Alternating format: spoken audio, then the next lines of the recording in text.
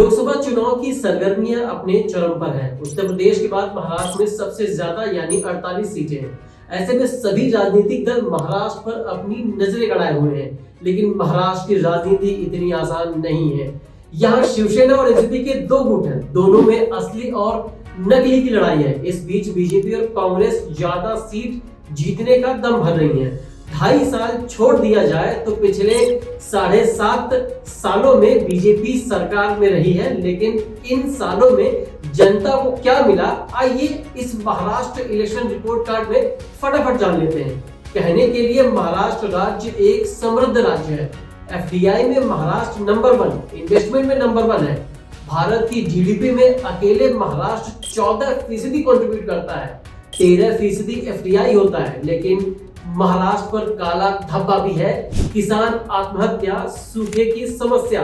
साल 2023 में जनवरी से अक्टूबर के बीच में महाराष्ट्र में 2366 यानी 2366 किसानों ने खुदकुशी की। एनसीआरबी के आंकड़े बताते हैं कि साल 2021 में बेरोजगारी के चलते 796 लोगों ने और साल 2022 में 642 लोगों ने सुसाइड किया।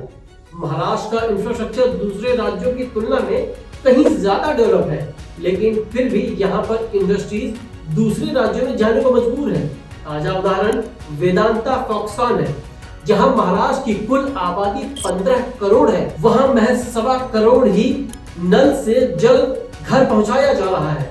बात करें महिलाओं के सम्मान की, तो आप खुद ही अंदाजा लगाइए कि अकेले मुंबई में 1769 महिलाओं पर महज एक ही टॉयलेट है। यहाँ बीमारी के लिए सरकारी अस्पताल तो अच्छे हैं, लेकिन लोकल की भीड़ में आप बीमार हो जाएंगे।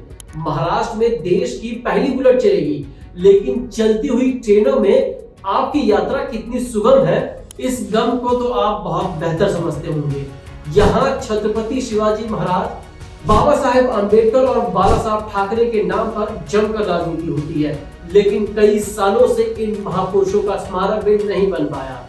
इस लोकसभा चुनाव में मंदिर, मस्जिद, जात पात पर नेता आपको बरगलाने की कोशिश करेंगे, लेकिन आप एक जिम्मेदार नागरिक होते हुए जिम्मेदारी से वोट करें और ध्यान रखें कि जिसे भी आप संसद में भेज रहे हैं वो आपके इन समस्याओं को निजात दिला सके।